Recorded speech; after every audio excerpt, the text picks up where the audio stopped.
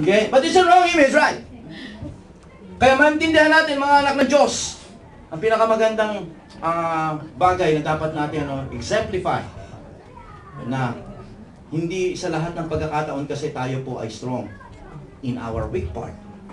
Nakikita nilang tayo ay kumakapit sa ating Panginoon Diyos. Amen? Be a worshiper. Be a worshiper. Hindi po kahinaan ang mag-worship, ang maglingkod, ang pumunta sa church. Minsan di ba, may mga lalaki minsan na, pare, linggo ngayon, hindi ka naman, ano tayo ngayon? Happy tayo. Okay, magkaroon mo tayo ng konting samahan. Mga lalaki naman sige, ano tayo? Sagot to. Hindi ako pwede ngayon pare. Bakit pare?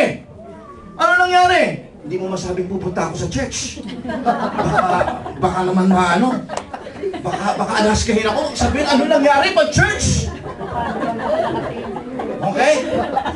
May importante ako. Kaano ka importante? Minsan lang kita kinausap ko na lahat ng barkada. Okay? May pupuntahan kami ng family.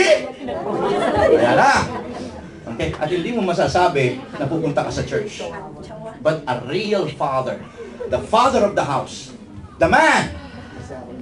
Okay? Ay, magsasalita na I'm sorry. Pare, thank you. Pero, pare, pupunta kami sa church ng family ko. Okay? Itong linggo ay linggo para sa Panginoon. Gusto kong sumamba sa Kanya. Sabihin ko sa iyo, mga kapatid ko, hindi sasagot yung nasa kabilang telepono. Hindi mo kung makikita mo ang kanyang mukha. Malay mo, hindi mo alam, baka siya naiingit din sa'yo. Kaya siya naghahanap ng kaligayahan sa iba Bakit? Kasi naman wala rin siyang mapag-anuhan ng kaligayahan sa buhay niya. Kaya hanap na sila iba-ibang happy-happy. Mga barkada, nandyan ang happy-happy. Yung mga inuman, yung mga party. Yan ang happy-happy. Pero alam ko nang hinahanap din nila ay kagaya mo. A man of God, the real man of the house, an example for his children. Amen? Amen. Be a worshiper. Plus yan sa mga lalaki na nandito ngayon. Naniniwala ako, mga kapatid ko, kapag nakita ng misis mo, kahit sila hindi mananampalataya, nakita nila na you're a worshiper and you are the man pagdating sa mga problema. Okay, you handle your problem personally. You're not putting anything sa asawa mo, kundi ikaw ay talaga nakikita nila, maaasahan nila. Okay, sa panahon ng pangangailangan. At ikaw ay talagang lumalapit sa Panginoon sa panahon ng kagipitan. Alam po ninyo, mga kapatid ko, bibilib lalo sila sa iyo. At lalo kang mamahalin ng asawa mo. Okay? At lalo po silang magtitiwala sa iyo. Amen? Okay? The third thing na makita po natin, okay, is that, tinan po niyo, fathers, sinabi ko na kayo na, pangatlo po, mga kapatid, that he was a man with a strong faith in Jesus. Okay? Si Jairus po ay mayroong napakatinding pananampalataya sa ating Panginoong Jesucristo. Maaaring hindi nyo ito nakikita sa istorya, pero bibigyan ko kayo ng iaano ko ngayon sa inyo. Okay?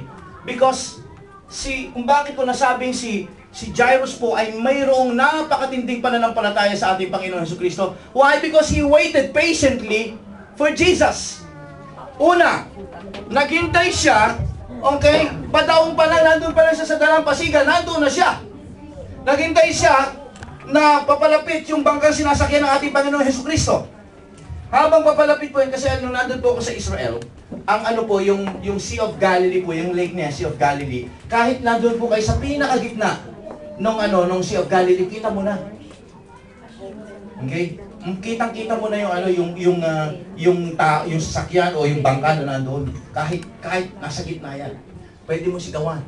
Kaya maaaring nakita na nila, ito na yung sinasakyan na bangka ng ating Panginoon Jesucristo. Naghintay na siya. Nandun siya. He waited patiently for Jesus. Then suddenly, pagbaba ni Jesus Christ dun sa dalampasigan mula dun sa kanyang bangka, okay, hinabol siya ng maraming mga tao. Napakaraming mga tao. And he waited patiently. Para Para sumiksik. Ang matindi rito, mga kapatid ko, sabi ko nga po, being a responsible father, hindi na siya, kahit siya makapangyarihang tao, Hindi siya naghanap ng mga tao para tulungan siya. Hindi siya nag-occupy ng mga Hawi boys. Alam niya, Hawi boys, taga-Hawi? Okay? No! Ang ginawa niya, talaga siya mismo. He waited patiently, kumuha siya ng pagkakataon para makapasok at makalapit sa ating Panginoon Jesucristo. At pagkatapos nun, kinausap niya ang ating Panginoon Jesucristo, at nung napauoo niya ang ating Panginoon Jesucristo, sila na maglalakad ng magkasama, suddenly, may nangudyama. Suddenly, sabi ni Jesus, teka muna! Nagulat si Jairus. Sabi niya, Lord, aagaw buhay yung anak ko po eh. Sandali lang. Sino yung humawak sa akin, laylayan? Sino yung humawak sa akin? Abay, sabi ng mga apostol ng ating Panginoon Jesus, mga disipulo, Lord, ang dami-dami namin nakahawak sa'yo. Okay, ang dami-dami. Maaaring si Jairus siguro, Lord, ako rin nakahawak sa'yo. Okay? Hindi, may humawak sa akin. Ang daming mga tao. Okay? Sino yan? Naghanap pa si Jesus Christ sa maraming mga tao. Siguro kung tayo si Jesus, Lord, mag-aagaw buhay! Nag-aagaw buhay ang aking anak. Please naman, huwag na muna tayo maghanapan ngayon. Ang dami niyan. Okay? Nakakailangan, matindi ang pagkakailangan ko, Lord. Amen po ba? Okay? Pero makikita po natin, mga kapatid ko, dahil kahit agaw buhay o buhay at kamatayan na pinag-uusapan dito, He still waited patiently for Jesus. Hinanap ni Jesus isa-isa. Sino yun? Sino yung humawak sa akin? May lumabas na healing power mula sa katawan ko. Naku, kung ako siguro si Jesus, si Jairus, pambihira, dami naman kukunin kay Jesus Christ, healing power. Kaya kailangan ko nga ng healing power. Nabawasan pa. Bakit naman ganun? Okay? Sabi ni Jesus Christ, may lumabas na healing power sa akin. Hanapin nyo. Siguro kung ako rin si Jairus, o tayo si Jairus, makikisa na tayo nakikihanap doon sa isa na natin, nasaan ba yan? Hoy, lumabas ka na dyan. Agaw buhay ang anak ko. Tama po ba? Okay? And, ayun nga, nakita ni Jesus Christ yung babae, at kinuha ni Jesus Christ yung babae, hinawakan niya, itinayo niya. Siguro, kung tayo kay Jairus, Lord, nakita mo na, halika na. Ang ginawa po ni Jesus Christ, in-interview.